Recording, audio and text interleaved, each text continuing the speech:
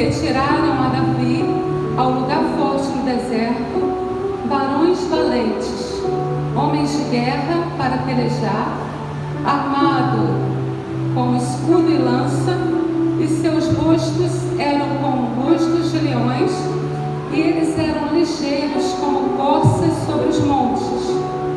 Ezer, o cabeça, Obadias o segundo, Eliabe o terceiro, Mismana o quarto, Jeremias o quinto, Atai o sexto, Eliel o sétimo, Joanã o oitavo, Eusabade o nono, Jeremias o décimo, Macbanai o undécimo.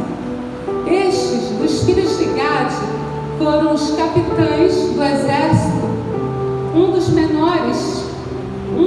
menores desses homens tinha o cargo de 100 e o maior de 1000. Amém? Eu sempre costumo falar aos irmãos a respeito de cara do leão, né? Às vezes eu brinco com as irmãs e falo com elas, né, que tem que mostrar a cara do leão. Esses homens eram assim, você viu? Cara de leões, e é assim que Deus te quer. Mas eles nasceram debaixo de uma maldição e Deus os abençoou e os levou ao que Ele queria.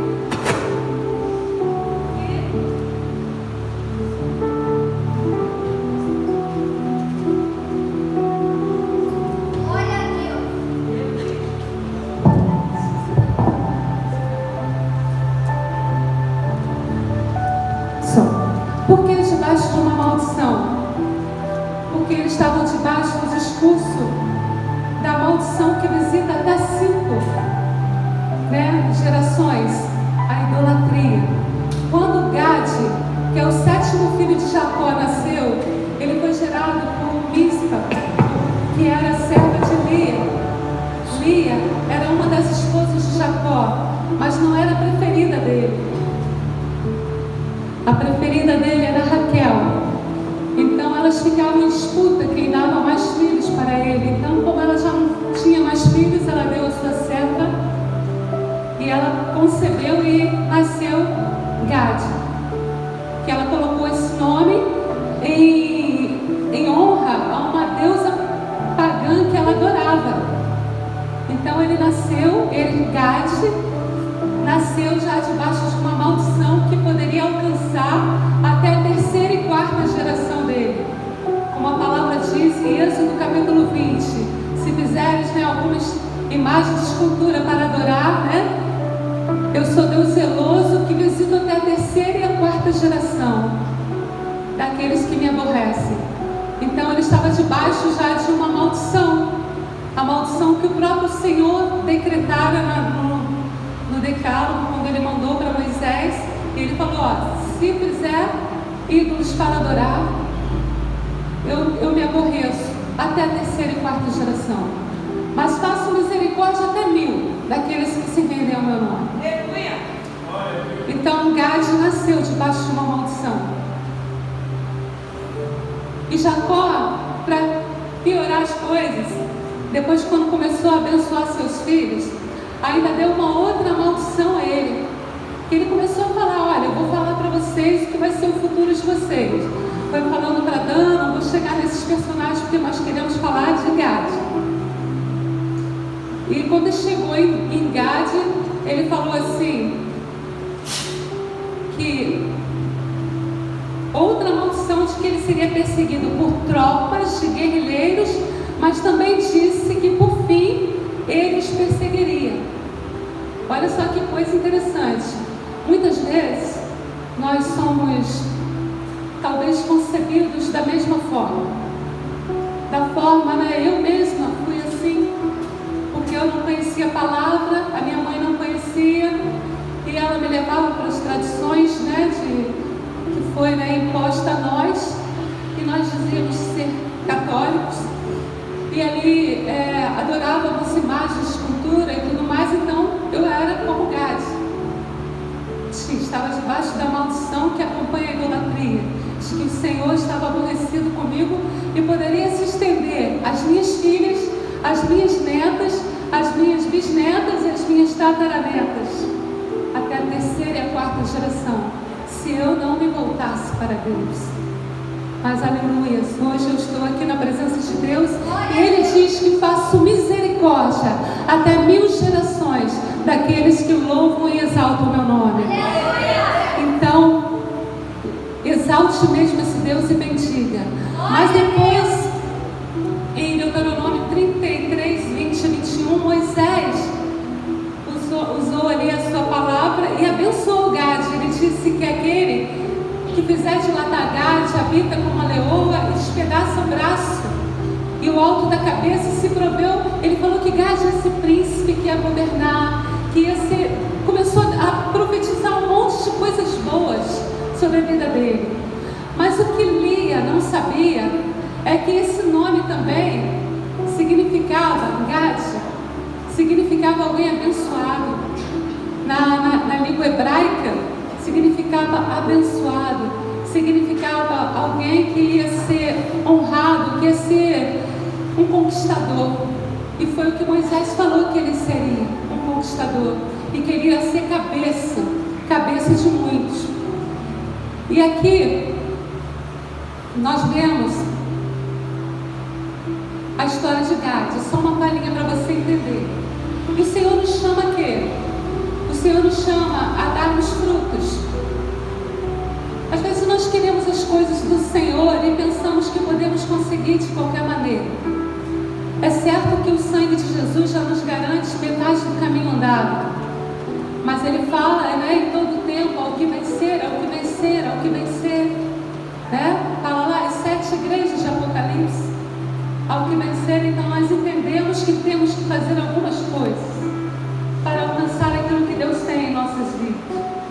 E Gade, assim como você deu, quando Davi estava lá escondido, Davi já tinha sido chamado, ungido rei de Israel, e Gade sabia disso, e ele acolheu, e quando Davi convocou, ele acolheu os soldados de Davi, os perseguidos, aqueles humilhados, alguns que a Bíblia fala que Davi pegou uns homens lá que eram todo torto e fez dele barões de guerra. Gade juntou todos eles na sua tribo e se juntou a Davi para pelejar.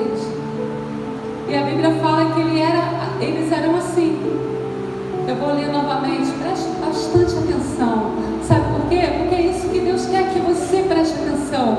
Hoje nós louvamos aqui que nós somos escolhidos. A primeira palavra lida foi que Ciro, que ele se chama como Ciro, o libertador, para conquistar, e disse que ele vai à tua frente. Então por que se intimidar? Por que se intimidar? Por que achar que você ainda não consegue?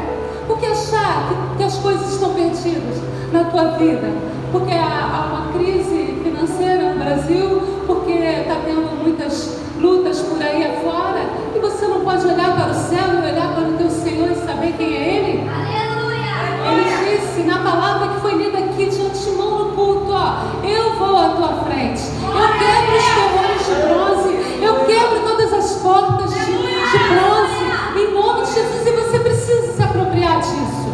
Você não pode se entregar àquilo que o inimigo começa a sugerir para você, porque ele brinca com a sua cabeça o tempo todo, ele brinca com a sua mente, ele diz que você é derrotado, ele diz que você não pode, ele diz que você é um fraco, ele diz que toda hora você cai, que você não vai conseguir se manter de pé. Mas olha, vamos ler novamente esses homens que se apresentaram para a guerra com Davi. Capítulo 12, 8.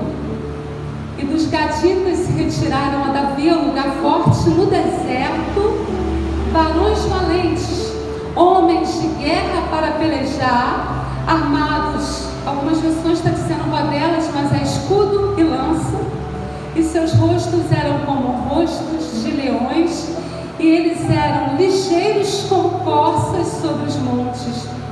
E mais à frente, no último versículo que nós lemos, no 14, diz que o menor desses homens tinha o cargo deles 100 homens, ele liderava 100 homens. e o maior liderava 1000. A palavra que foi lida aqui de início, Ciro, libertador. Quando nós nos arremetemos a essa palavra, nós pensamos em Isaías 61. Oh, aleluia, Jesus. Quando o Senhor fala assim, ó, eis que eu te ungi a pregoar boas novas aos quebrantados, a anunciar o ano aceitável do Senhor. E não simplesmente, sabe por quê? Porque eu vou à frente. Como ele falou para Ciro, ele falou, eu vou à tua frente. Então você não tem o que temer. Você não tem que temer o mal, você não tem que temer o inimigo, você não tem que temer as circunstâncias. Mas eu não quero falar só em relação à obra, não, tá? Eu quero perguntar a você nessa noite, não me responda. Pense, responda a si mesmo. Qual é o propósito de você estar em Cristo? Pense nisso. Todos são chamados. Não é isso que a palavra diz? Deus quer salvar a todos. Muitos são chamados, mas poucos escolhidos. Qual é o propósito da tua vida? Talvez você veja por um prisma. Prisma é um ponto de vista errado. Você pense só em si. Aliás, quando a gente vai para Jesus, a gente é assim mesmo, é um pouco egoísta. Eu penso em mim, em melhorar a minha vida, em melhorar. Claro, você tem que melhorar o seu eu. Você tem que melhorar a sua conduta de vida, tem que ser santo, tem que ser irrepreensível. Mas você tem que olhar sobre a ótica do que Deus quer. E Ele não chama quem está preparado. Ele vai preparando aqueles que chamam. Ele vai derramando unção, vai derramando graça. E não adianta, como a gente louvou aqui no início, está decretado.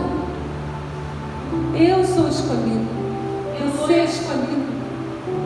Para anunciar as verdades do Senhor, para ser quem Ele quer que eu seja. Independente do que o inimigo ou que as circunstâncias da minha vida digam que eu vou ser. E eu lembro assim com muita tristeza de um dia que eu estava com alguns pequenos, acho que eu já comentei isso. E eu fiz uma pergunta a ele, qual é o seu sonho? Fala para mim qual é o seu sonho. Cada um deles assim começou a falar. Aí um dos pequenos me deu até vontade de chorar.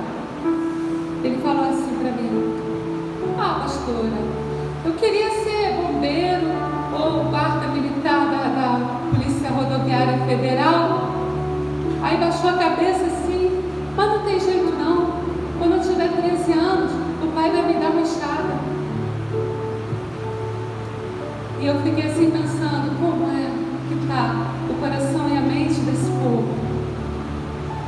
Que pensa pequeno. Gade tinha tudo para ser amaldiçoado, para viver em pequenez, para ser um dos menores. Mas Deus o chamou para ser grande. Deus te chama para ser grande. E Ele quer que você olhe da forma que Ele quer que você se veja. Não se veja mais sob a ótica que o inferno tenta colocar à tua frente. Que você é alguém pequeno, que você é alguém que não consegue, que você é alguém que não tem capacidade intelectual, que você é alguém que não vai avançar para lugar nenhum, que o seu futuro é pegar a enxada, capinar, estar na lavoura. Não que isso seja indigno, gente. Não estou falando isso. Mas você pode sonhar. E correr atrás dos teus sonhos. E pedir a Deus para te ajudar. E Ele te ajuda e te leva. Outro dia eu estava conversando com as irmãs. Eu falei assim, é interessante isso que Deus faz. Às vezes, Ele quer que a gente fique nas alturas. E às vezes Ele quer que a gente desça. Mas olha, Davi, quando chamou esses guerreiros para pelejar, eu só citei Davi porque era a palavra que se referia à cara do leão de Gade. Mas eu não vou falar de Davi, estou falando de Gade. Quando Davi chamou esses homens a pelejar, Davi, ele estava em primeiro tempo, ele quase teve a oportunidade de matar Saul. E ele, quando ele pensou que podia ter feito aquilo, ele se arrependeu amargamente. Ele cortou a orla do manto de Davi depois ele se arrependeu tanto, e depois ele teve outras chances de fazer isso, e ele não fez. Ele falou assim: não posso mexer com o ungido do Senhor. E uma das coisas que são importantes no conquistador é que você entenda que você não pode mexer nas coisas ungidas, que você não pode tocar nos que são ungidos. E sabe quem é o ungido do Senhor? Você sabe quem é? Você acha que é o pastor? Você acha que sou eu? Você é ungido do Senhor. Então, se você mexe com o teu próximo, você está mexendo com o ungido do Senhor, alguém que Ele escolheu. Então, você quer a unção de conquista que Deus deu para Gade?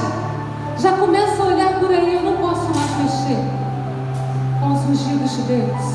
Eu tenho que pôr uma venda na minha boca, como fazem os animais. É assim que Provérbios fala.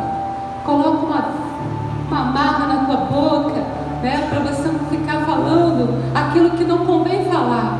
E pede a Deus para te dar graça e sabedoria. Isso já vai começar a trabalhar a tua vida. Mas quando você faz essas coisas, isso te atrapalha. Agora, o jugo da servidão que estava sobre Gade, da idolatria, quando você se voltou para Deus e você falou: Senhor Jesus, eu te reconheço como Senhor e Salvador da minha vida, essa maldição se quebrou na tua vida. Então não pense: eu era um idólatra. Hoje você é livre.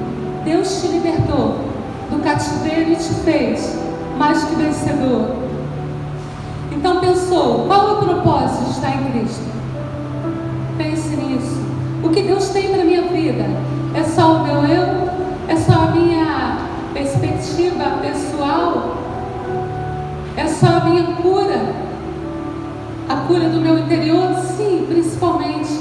Nós precisamos ser sarados para sarar.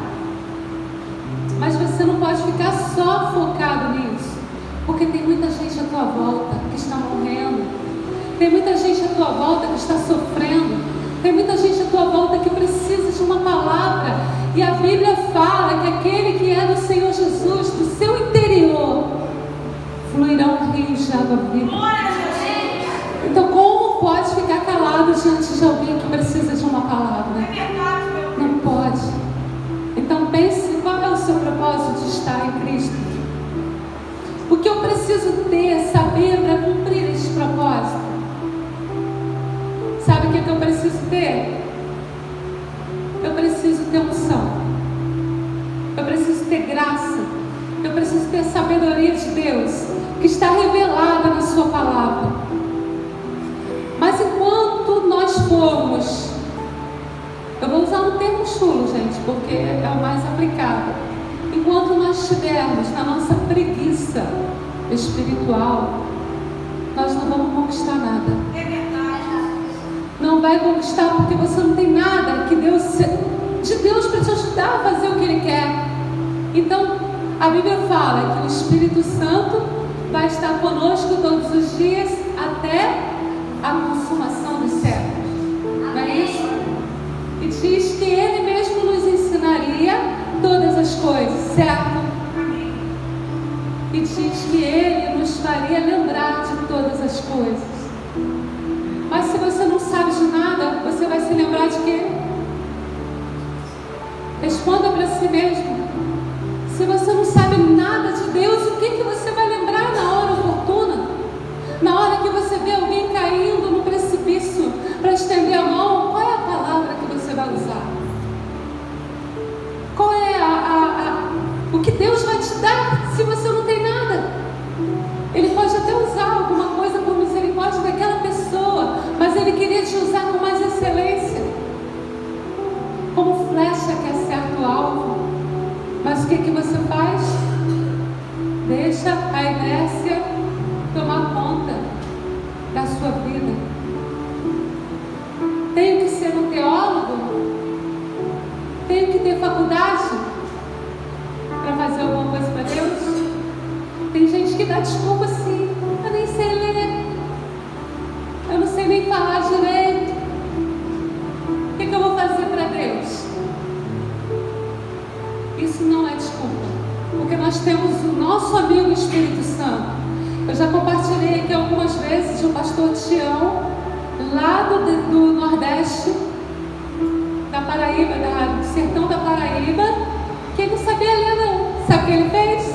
Sentou embaixo de uma árvore e falou para a mulher, porque ele foi envergonhado, porque ele transferia só o que ele ouvia. E uma vez ele ouviu heresias, e ele foi transferir as heresias que ele ouviu. E quando ele soube que ele falou heresias no altar do Senhor, ele se entristeceu muito. E ele disse: eu não posso mais fazer assim. E ele falou para Deus: Senhor, eu amo a tua palavra, eu quero pregar a tua palavra, mas eu não sei ler. O que eu vou fazer? E sabe o que ele fez? Ele falou para a mulher dele: ó, mulher, hoje eu vou ficar sem comer, essa semana toda vou estar em tal lugar, sentado lá abaixo de uma árvore lá, só leva água para mim e deixa eu lá, porque Deus vai me ensinar. Eu pedi a ele e ele vai me ensinar. E passaram alguns dias, e aquele homem aprendeu a ler com Deus. Então não tem desculpa. Se você pedir, o Espírito Santo realmente te ensina. Esse homem é um testemunho vivo. Quem quiser pode procurar no meu Face, Tião. Aí você vai ver lá Sertão da Paraíba, você vai saber que é ele.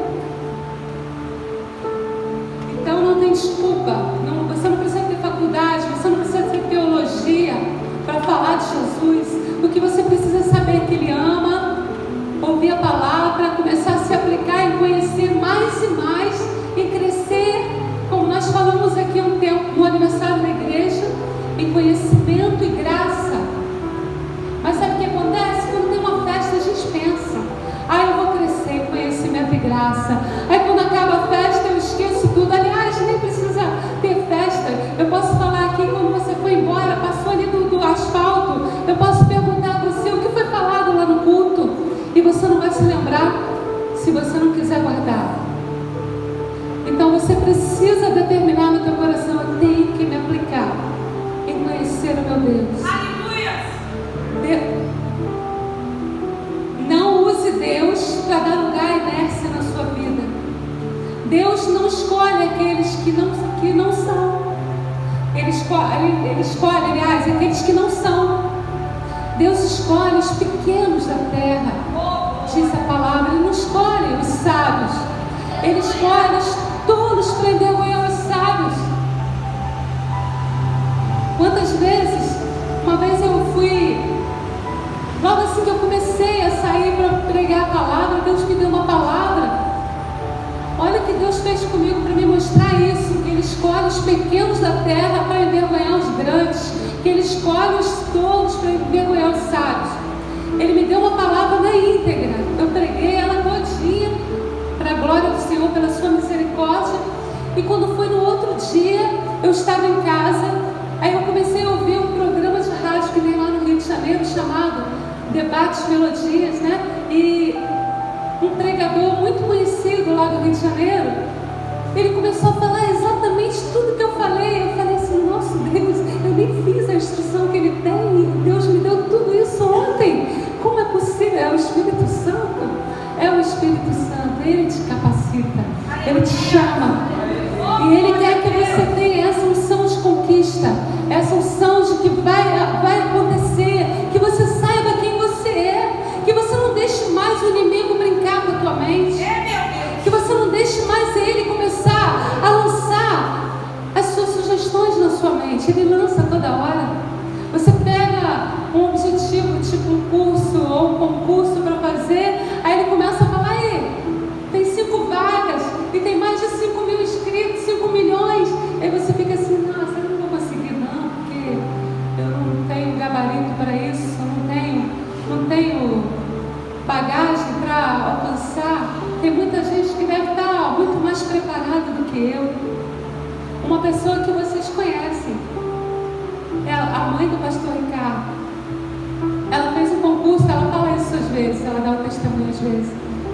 E ela falou assim: eu não tinha instrução nenhuma. Saiu o concurso, eu falei: vou fazer. Mas assim, trabalhava no hospital, fez e foi chamada. Uma pessoa que não tinha instrução, não tinha preparo. Mas ela falou assim: Deus, eu não sei de nada não, mas eu sei que a minha família precisa de algo melhor da tua parte. de uma colocação minha melhor, para eu conseguir mais coisas para a minha família. Eu não sei nada, me ajuda aqui. E ela falou que assim ela fez, marcando a esmo, e Deus a abençoou. Hoje ela é aposentada, né, do Serviço Público Federal. Mas, entendeu? Grandes coisas Deus faz. Ele quer fazer nas nossas vidas, mas Ele quer que a gente tenha a disposição de um gatita, tenha a cara do leão, mas não quer que a gente fique com aquela postura de galinha, né? Olhando para o chão, só a cabeça baixa, olhando no chão para ver se acha alguma coisa para comer. Mas Ele quer que você olhe para cima. Como eu falei, muitas vezes Ele nos chama a olhar para as alturas, nos chama a andar nas suas alturas. Eu estava compartilhando com as irmãs esses dias. Eu falei, irmãs, vocês já andaram de avião? Aí a maioria falou que não, né? Eu falei, achei interessante no outro dia que a gente, pela graça de Deus, pegamos um voo e estava chovendo no Rio de Janeiro, tempo muito ruim, fechadão. Embaixo assim, já estava até escurecido de dia. Mas quando o avião passou das nuvens lá em cima, estava o céu azulzinho e o sol brilhava, uma coisa linda de se ver. E sabe o que é isso que Deus quer para a tua vida? Quer que você aprenda a decolar nas asas da fé, que você aprenda a andar nas alturas do Pai, para ver como Ele vê. Você sabe por quê? Porque de baixo você não vai ver o que Ele tem. De baixo você não tem uma visão boa. Mas do alto, de cima, você vê muito mais além. Você vê além da sua perspectiva normal, além da sua ótica normal. E Deus quer te levar nas suas alturas. Você acha que é só isso que Ele tem para a tua vida? Ele tem mais. Ele quer que você veja além dos seus limites. Ele quer que você veja além. Ele não quer que você pare. Ele é o Deus de milagre. Ele é o Deus que transforma. Ele é o Deus que diz que tira o homem do monturo e faz ele assentar no meio dos príncipes. E quem é você? Você é esse escolhido que Ele vai fazer assentar no meio dos príncipes. Mas você precisa crer. Você precisa confiar. Não é toda hora dar ouvido àquilo que o inimigo diz a teu respeito. Ele quer que você olhe com a cara do leão. É interessante, estava ouvindo algo sobre esse tema, e a pessoa colocou assim: você olha o elefante, um bichão grande daquele, né? Mas fica ali e não faz nada, e você demora, o leão até come ele. E o leão bem menor do que ele, né? Vai lá e só o rugido dele aterroriza toda a floresta. Isso é assim que Deus quer que você faça. Que você dê o brado da tua vitória. Que você diga: meu Deus, eu sou esse escolhido. Eu sou esse para conquistar. A minha família, ela é tua. O que eu tenho é teu. Os meus sonhos são teus. Não deixe o inimigo apagar a tua esperança. Não deixe ele roubar a tua fé. Não deixe eliminar aquilo que Deus projetou para a tua vida. Oh, Jesus. Aleluias. Aleluias. Oh, aleluia. Glória a Jesus. A palavra de Deus nos diz, né? Que o vencedor será assim, vestido de vestiduras brancas, e de modo nenhum se apagará o seu nome do livro da vida. Pelo contrário, o Senhor vai confessar diante do Pai e diante dos anjos. Esse é você que Deus vai confessar diante do nosso Pai. Ele vai confessar as palavras de modo nenhum. Ao desapagar, implica na possibilidade de que os que não vencerem serão apagados. Isso leva a duas perguntas: o que é um vencedor? E o que é o livro da vida? Vencedor é você. E o livro da vida é o livro eterno, que estão abolados aqueles aqueles que Deus chamou e que Deus elegeu, os escolhidos do Pai.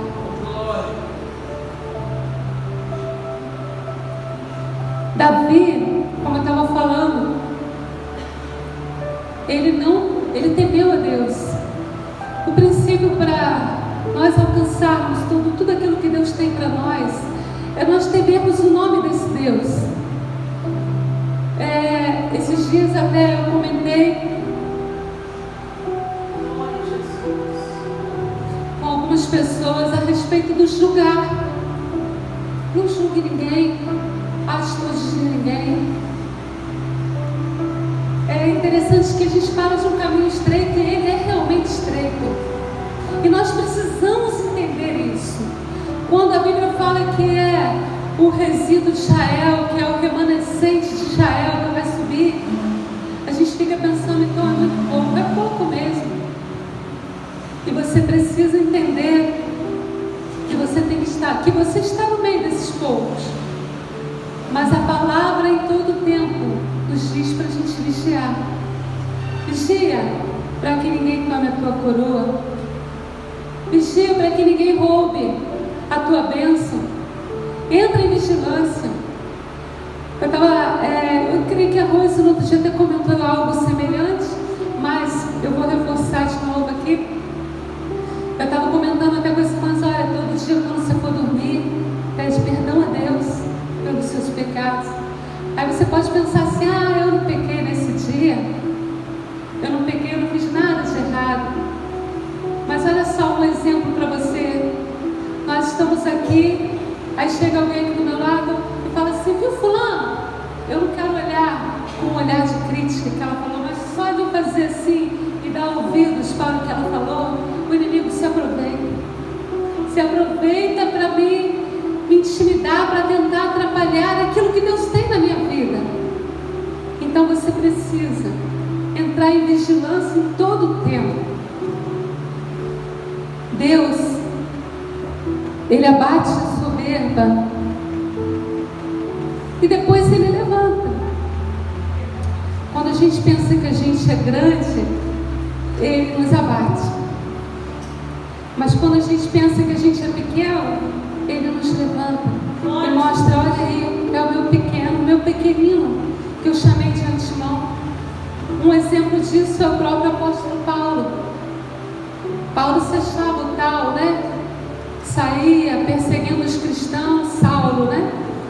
Perseguindo os cristãos, cresceu aos pés de Gamaliel, alguém muito inteligente, um dos príncipes da sinagoga de Israel ali, conhecedor das leis, de tudo mais, da escritura.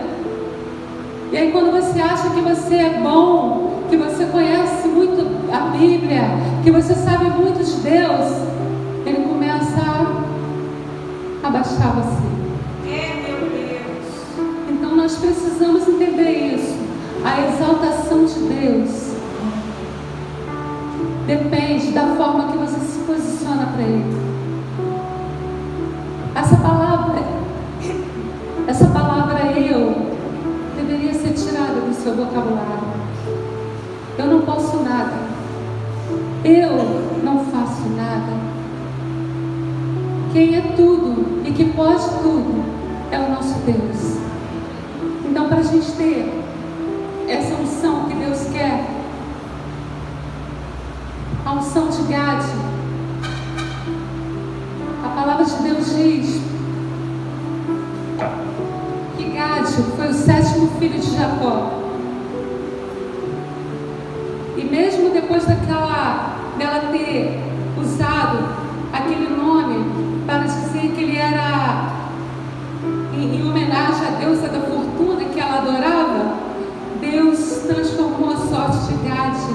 E Gadita quer dizer próspero, afortunado, bem afortunado, na linguagem do povo de Israel.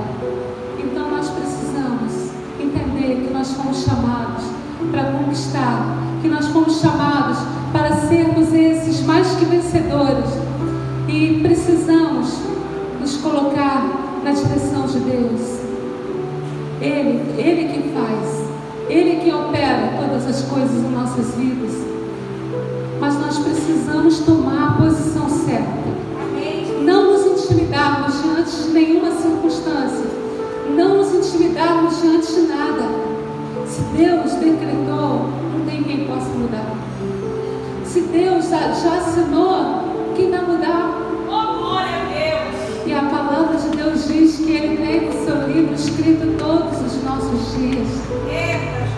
Todos os nossos dias estão escritos, então Ele sabe aonde você vai chegar.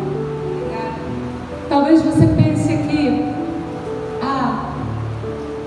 eu não estou vendo isso, não estou vendo essa perspectiva, eu não estou vendo sobre esse prisma.